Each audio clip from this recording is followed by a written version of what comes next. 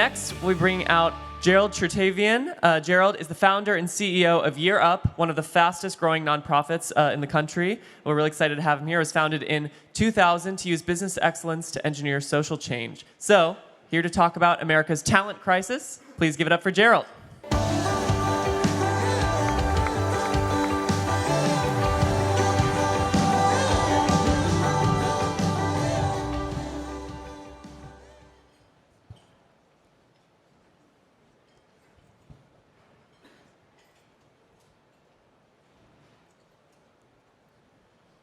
There we go. 35 years ago, I walked into a housing development on the Lower East Side of Manhattan and met a 10-year-old boy named David. It was 1987, and I had volunteered for the Big Brothers Association. David lived in what was then the most heavily photographed crime scene in New York City. It was the height of the crack and AIDS epidemic. It was literally ravaging whole communities. I remember it as a glass crack vial shattered under my shoe as I walked into David's building. And to be honest, I was a little bit scared. But for the next 2 years, I spent every single Saturday with David. And what I learned in those 2 years of Saturdays changed the entire course of my life. You see, David had all of the motivation, all of the ambition, all of the ability to be successful. But it was so clear to me that his potential was being limited by things like his zip code, the bank balance of his mom, the school system he attended, and indeed the color of his skin. I remember his mom asked me to attend family night at David's elementary school. I was incredibly excited. I got dressed up. I found the elementary school. I walked through. I found the classroom. I found the teacher. I explained who I was. I'm here to hear about David. And I'll never forget, the teacher looked at me. He looked up. He scratched his head.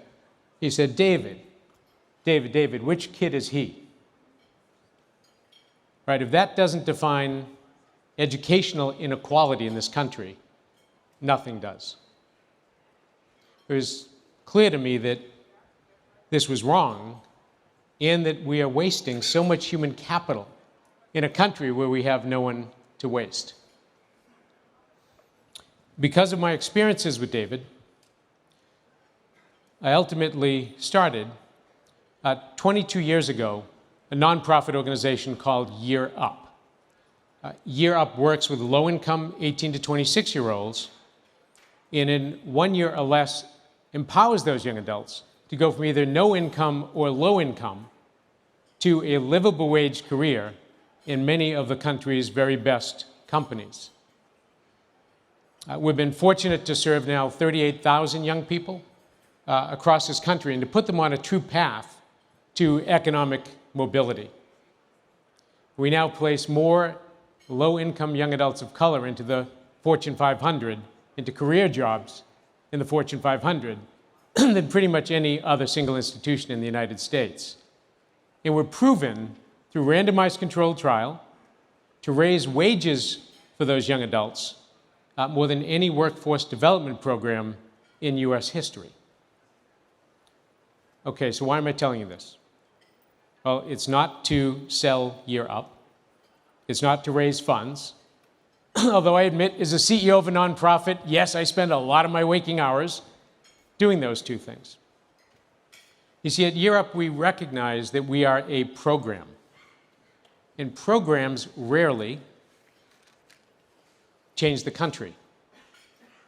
Right? True change has to be systemic. And changing systems starts with changing our beliefs and our behaviors, what we call perceptions and practices. And what we believe is that over the past 20 years, we've learned some lessons in the nonprofit sector that are relevant for all of us, for all leaders who want to create positive change in our country and to help close that opportunity divide. Let's talk about beliefs. If we can believe that the good Lord didn't distribute intelligence by zip code and bank balance, then we must accept that talent is distributed evenly across our country, even though opportunity may not be. That's the first place we can make a real difference, right? To challenge and to change our mindsets as to who's talented and where talent resides in our country. And if we can believe that talent is distributed evenly, we can start to ask ourselves, how might we access all of the talent that's out there? In part to help our organizations be successful.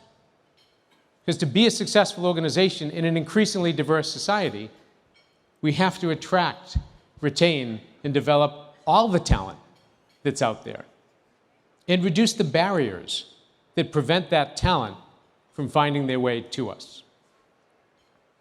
Now, there's a lot of behaviors that we can now change if we accept this belief that talent is distributed evenly. And today I'm going to suggest one that you can do that is simple and it's impactful, and you can actually do it today. Right, I want you to go to your organization's website, click on that button that says Open Jobs, and then read through the job descriptions. And if your company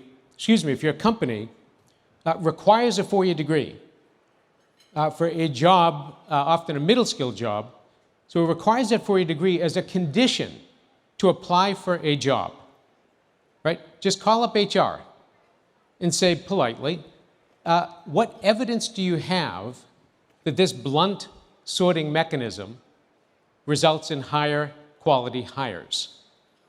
Now, you may have to wait a few seconds because very few people will be able to give you a good answer to that question, unfortunately. Because requiring a four-year degree to apply for a job is something we've almost done reflexively. Right? It's easy, in an easy way to sort people, yet it has a really, really negative impact. In fact, when you require a four-year degree to apply for a job, you exclude 84% of Latinos and 78% of African Americans. And this is a time in our country where we can predict if you're going to go to college more by your bank balance than your SAT score. Right? The traditional view of college is wholly different from the lived experience of most of our citizens. In fact, I bet you would be surprised to know, as I was, that only 9 out of 100 adults in this country have a four-year degree that they got between the ages of 18 and 22. Right? 91 out of 100 don't. What we've been conditioned to believe is the traditional path to college is in fact only experienced by 9 out of 100 adults in this country. Yet we've successfully convinced a whole generation that if you somehow follow a different path to get your college degree, that you're somehow less than. What we've done is then built our practices, our behaviors, our policies around this kind of erroneous belief of what traditional college looks like. And the net result is it actually excludes a lot of talent from our country. Through our consulting organization called Grads of Life, we've proven in a study with Harvard Business School and Accenture that when you require a four-year degree for a role that doesn't actually need it, that 4 things happen. You pay 11 to 30% more in salary. It takes longer to hire the person. You get less diversity, and the person turns over more quickly. Now, I'm certainly not anti-college at all, and believe that everyone needs post-secondary education.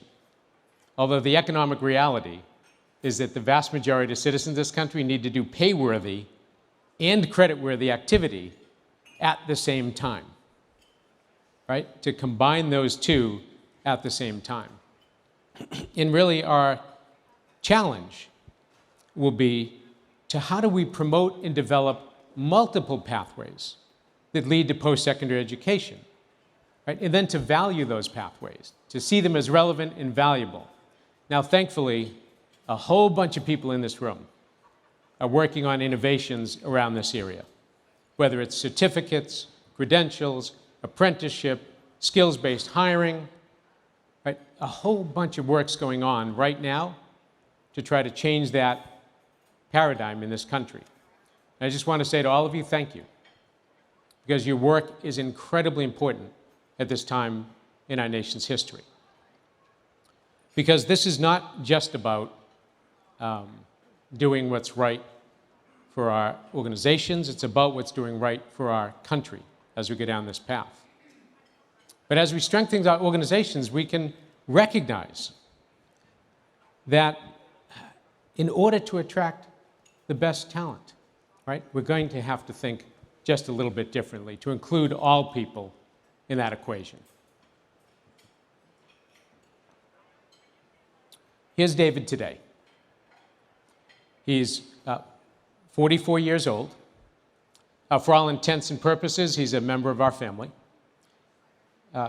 He's a successful animator. He's a best-selling author. He's a public speaker. He's a homeowner. And he and his wife, Sandra, have 3 incredibly beautiful children, one of whom you can see in this photo, Davosito, who I just had the opportunity to see a few weeks ago out in Los Angeles. And behind David, you can see the book that he recently published called Little Heroes of Color, which David created to help children learn about the many people of color in this country that have helped to shape and build our nation and whose stories have not been told in our elementary schools as they need to be. You see, David is an educator in every possible way. He's an educator to his core. In fact, he's been my best teacher in my life. And what I know is there are millions of talented Davids out there. And if we can combine the programs that many of you are working on with a willingness to adapt our beliefs and our behaviors, that we can truly help this country realize that foundational, fundamental principle of opportunity for all. Thank you so much, and be well.